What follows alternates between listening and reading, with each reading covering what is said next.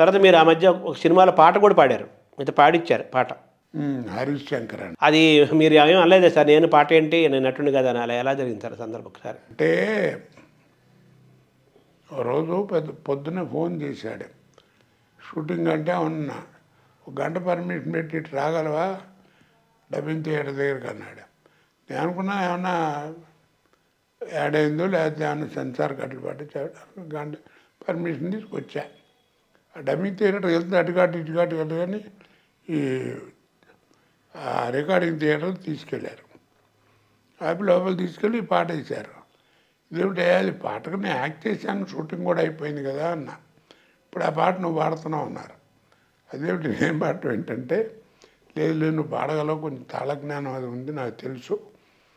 అది వాళ్ళ స్టూడియో కీరవాణి గారు, ఆయన కూడా అక్కడ ఉన్నారు. నేను పాడటం ఏంటంటే కీరవాణి గారు అన్నాడు అప్పుడు, లేదండి దేవిశ్రీ ప్రసాద్ మంచి చాయిస్ చేశాడు, ఆయన వాయిస్ చక్కగా పాడాడు, కాదు పిల్లాడు పాడినట్టు ఉందండి, మీరేమో జయజాండికి అంత ఉన్నారు పర్సనాలిటీ, కానీ ఆయన పాడితే సింగర్ పాడినట్టు ఉంటుంది, మీరు పాడితే తాగుబోతు పాడినట్టు ఉంటుంది, సరదా ట్రై చేయండి అన్న. సరే ఆయన ధైర్యం చెప్పాడు కదా అని పాడాను. ఆయన సెంటెన్స్ వాక్యం చెప్పడం పాడటం 20 నిమిషాలు రికార్డింగ్ అయిపోయి. అది కూడా హిట్, ఆ పాట కూడా హిట్. ఆ పాట హిట్ అయింది, ఆ పాట మీరు పాడిన పాట బాగా అండి. అది మీరు అన్నట్టుగా వేరే వాళ్ళు పాడి ఉంటే మామూలు అయిపోయేది, డల్ అయిపోయేది. సో ఇలాగ అనేక ప్రయోగాలు మీలో ఒక విలని. తర్వాత 4-5 అడిగారు నన్ను పాటలని, ఎప్పుడు అట్లా అడగకుండా పిచ్చి పనులు, ఎవడు చేసే పని వాడు చేయాలి అంతే, కరెక్టే కదా. ఏదో ఆ క్యారెక్టర్కి ఏదో సూట్ అవుతుందని పాడిచ్చారు. అట్లా అని చెప్పి నా కోసం పాట పెట్టి పాడి అసలు అట్లాంటి పని చేయకండి, నేను పాడనని చెప్పి. మామూలుగా మీరు విలని, కామెడీ, క్యారెక్టరు ఇవి ఇలాగా ఏ పాత్ర పోషించినా ఆ పాత్ర కనిపిస్తుంది కానీ మీరు కనిపించకుండా ఉండటం అనేది. అందరూ న్యాచురల్ యాక్టర్ అంటారు. న్యాచురల్ యాక్టర్ అనే ఎవడో ఉండడు, వాడు చేస్తే న్యాచురల్గా ఉంటుంది. అదే కరెక్ట్, అంతే కదా. ఇప్పుడు పీసీసీల గురించి చెప్తుంటారు, పీసీసీల గురించి ఆవిడ మామూలుగా ఇలా అంటేనే చాలా భావం ఫీల్ ఉంటుంది అందులో, అద్భుతంగా సహజంగా వచ్చేస్తుంది ఆవిడకి. ఆవిడ గారు మహానుభావుడు. అదే అంటారు, పాడితే తెలుగుదనాన్ని ప్రపంచ ఖ్యాతి గాంచింది ఆవిడ పాడితే. ఎవరుగా? అవును, కోకిల, గాన కోకిల. ఆవిడతో ఫోటో ఉందండి. ఆవిడ కనపడి నమస్కారం అంటే, ఈ సినిమాలు చూస్తుంటాను, భలే యాక్టర్ అండి మీరు అంది. అంటే సహజత్వం మీరు అన్నారు చూసారా, సహజంగా నటించడం ఉండటం కాదు, నటించిన తర్వాత మన సహజంగా అనిపించాలి. అంటే నన్ను ఆ మధ్యన ఎవరో ప్రశ్న వేశాడు ఛానల్లో, మీ జీవిత ధ్యేయం ఏంటన్నాడు. ఏం లేదండి ఒకటే సెంటెన్స్ అన్నా. ఏమిటన్నాడు, నేను చచ్చేదాకా నటించాలి, చచ్చిన తర్వాత నటుడిగా బతకాలి. బతకటం కోసం బతకటం కాకుండా జీవించున్నంత కాలం. ఇప్పుడు ఘంటసాల గారి గురించి ఎందుకు చెప్పుకున్నాం, ఇప్పటికి చిరంజీవి కదా ఆయన. ఆయన గంధర్వ గానకుడు, గాయకుడు. అవును, బాలు గారు గాయకుడు, ప్రజాగాయకుడు. ఆయన సాక్షాత్ గంధర్వుడు ఆయన. అలాగా మీరు మీ ధ్యేయం ఏంటంటే నేను కారణజన్ముడు అండి. కారణజన్ముడు. రామారావు, రంగారావు, అవును, ఘంటసాల గారు, వీళ్ళందరూ కారణజన్మలో. వాళ్ళని రీప్లేస్మెంట్ ఇంకోటి పుట్టాలి అంతే. ఇంకో ఎప్పుడో పడుతుంది, కాలానికి టైం పడుతుంది. ఇప్పుడు ఎన్టీఆర్ టాపిక్ అనుకోకుండా వచ్చింది. మీకు మామూలు మీ అభిమాన నటుడు ఎవరు సార్? సినిమాల్లోకి రాకముందు మీకు అభిమాన నటులు ఆ రోజుల్లో ఏముందండి, మధ్యన రామారావు, నాగేశ్వరరావు, ఇద్దరు. ఎన్టీఆర్ గారును ఏఎన్ఆర్ గారు అనేవాళ్ళు. రామారావు అక్కినేని, అంతే కదా. మీరు ఎన్టీఆర్ అభిమానుల యొక్క కోపాన్ని, స్వయంగా ఎన్టీఆర్ యొక్క ఆశీస్సులని రెండింటినీ పొందారుగా మీరు. అంటే డైరెక్ట్ అంటే న్యాయంతో యాక్ట్ చేయలేదు. అవును, ఆయన ఆశీస్సులు అంటారు. అంటే నంది అవార్డులు అవి తీసుకున్నాను. తర్వాత ఒకసారి నేను బ్యాంకులో నాటకం ఇచ్చినప్పుడు ఆయన ఆ రోజుల్లో మంచి ఫామ్లో ఉన్నాడు. ఆయన ఎంట్రీ పిలిచారు మా బ్యాంక్ వారు, చీఫ్ గెస్ట్ వచ్చాడు. నా నాటకం యాక్చువల్గా చూసి ఆ ప్రైజ్ ఇస్తూ భుజం తట్టి got a very good future అన్నాడు. ఆ పెద్ద వాక్కు దాంతం, ఆ వాక్ శుద్ధి ఇప్పటికి పైన. అంటే ఆయన కూడా సాంఘిక నాటకరంగం నుంచి వచ్చిన వాడే కదా ఎన్టీఆర్ కూడా. వాళ్ళందరూ ఎవరు చూశారు?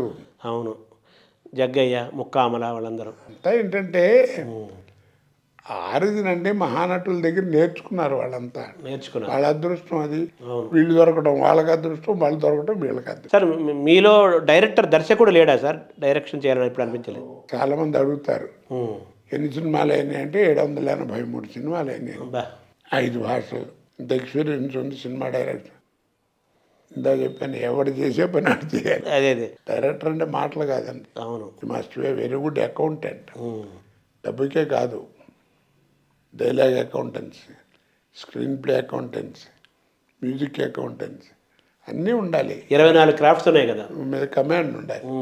అది మనకి ఎందుకులే అని మీరు నటన వరకు పరిమితమై. ఏదో మనకి తెలిసింది అది, అవును. ఏదో ఆ మధ్యలో అదృష్టం నగిలి ఏదో పాడాడని అవి అని వస్తుంటాయి. అట్లా అని చెప్పి గొప్ప అనుకుంటే పాడైపోతాం. ఇప్పుడు మామూలుగా ఒక బ్యాంకులో ఉద్యోగం రావటం అనేది ఒకప్పుడు చాలా గొప్పగా భావించేవాళ్ళు.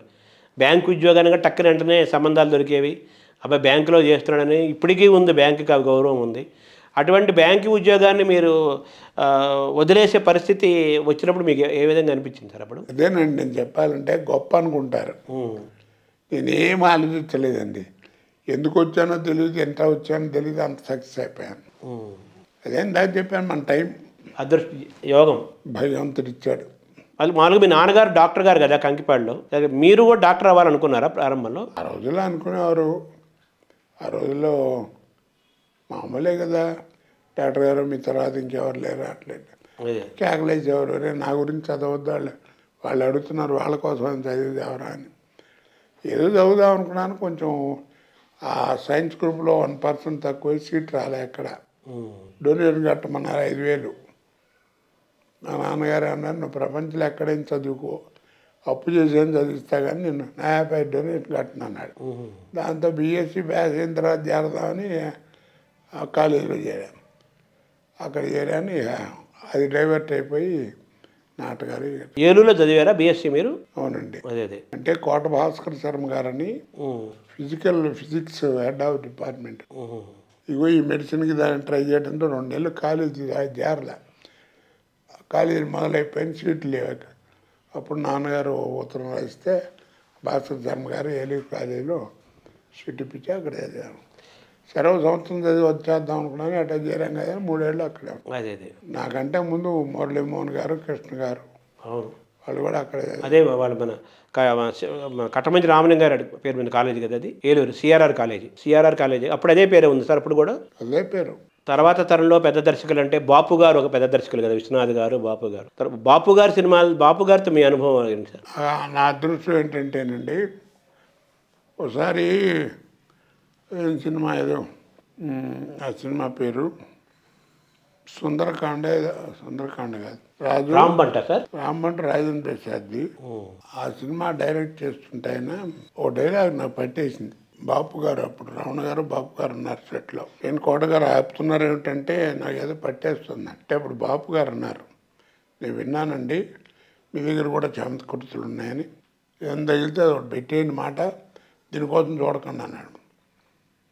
సరే నేను అన్నాను, అదేంటండి మీరు చెప్పినట్టు చేయాలి, నేను ఆ తాపత్రయపడి వస్తే అంటే, కాదు పర్లేదన్నది. సరే స్టార్ట్ అయిపోయింది. వచ్చి కూర్చున్నా. రమణ గారు పిలిచి, బాపు గారు, రమణ గారు, నేను